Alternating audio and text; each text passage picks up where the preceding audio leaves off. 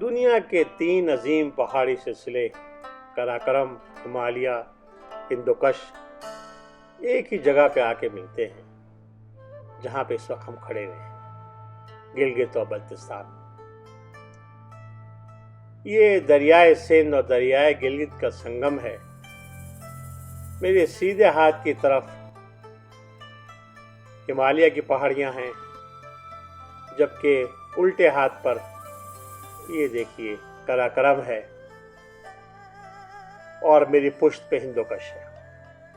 قراقرم کے لفظی معنی کالی بجری کے ہیں اور یہ چین کو ہندوستان پاکستان سے الگ کرتا ہے۔ میرے سیدھے ہاتھ پہ ہمالیہ ہے، جس کے لفظی معنی برف کا ٹھکانہ ہے، اور نانگا پربت کی پہاڑی ہے جو کہ آخری سلسلہ ہے۔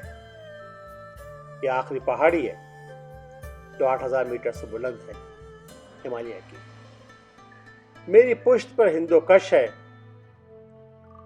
جس کے لفظی معنی ہندو کی موت ہے، اور اس کی سمپل وجہ اس کی یہ ہے کہ ہسٹری میں جب غلام ہندوستان سے آیا کرتے تھے تو ان پہاڑیوں پر آ کے مر جایا کرتے تھے سردی کی وجہ سے، اس کی وجہ سے اس کا نام ہندوکش پڑ گیا۔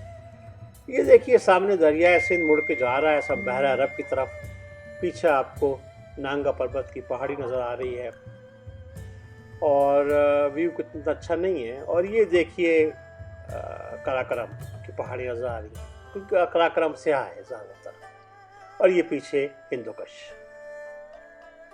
یہ تینوں کا میلٹنگ پوائنٹ ہے، اور یہ اس کی اہمیت یوں بھی زیادہ ہے کہ یہیں سے دریا سندھ یہ دیکھے مڑتا ہے بحر عرب کی طرف، اور پنجاب اور سندھ کو کراس کرتا ہوا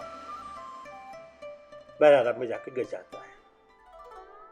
یہ نانگا پربت کا ویو اتنا اچھا نہیں آ رہا، بعد میں دیکھتے ہیں، کوشش کریں گے۔ اس کے بعد ہم چلیں گے آگے کی طرف۔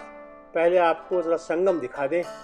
یہ دیکھیے دریائے گلگت اور دریائے سندھ آ کے مل رہے ہیں آپس میں، اور بحر عرب کی طرف یا جنوب کی طرف مڑ رہے ہیں۔ پیچھے آپ کو قراقرم نظر آ رہا ہے۔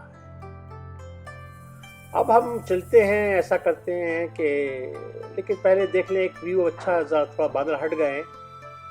یہ دیکھیے ذرا نانگا پربت کا ویو بہت اچھا آ گیا ہے اب، تو اس کو کیپچر کر لیں اور پھر روانہ ہوں گے انشاءاللہ۔ اب ہم جا رہے ہیں نارتھ کی طرف، چائنا بارڈر کی طرف۔ یہ آپ کو اوپر پہاڑیوں پہ جو ہری لکی نظر آ رہی ہے، یہ چارہ ریشم ہے۔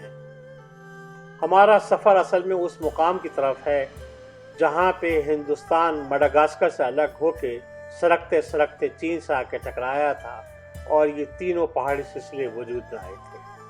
بہت کم لوگ اس بات کو جانتے ہیں۔ ہم اس وقت دریائے ہنزا اور دریائے گلگت کے، جو بعد میں دریائے گلگت ہو جاتا ہے، اس کے ساتھ چل رہے ہیں، اور دیکھیے تقریباً ہم پہنچ گئے ہیں وہاں پر۔ چارہ ریشم ہمیں ایک مرتبہ پھر نظر آ رہا ہے، اور یہ دیکھیے میرے خیال میں ہم اس جگہ کے پاس پہنچ گئے ہیں۔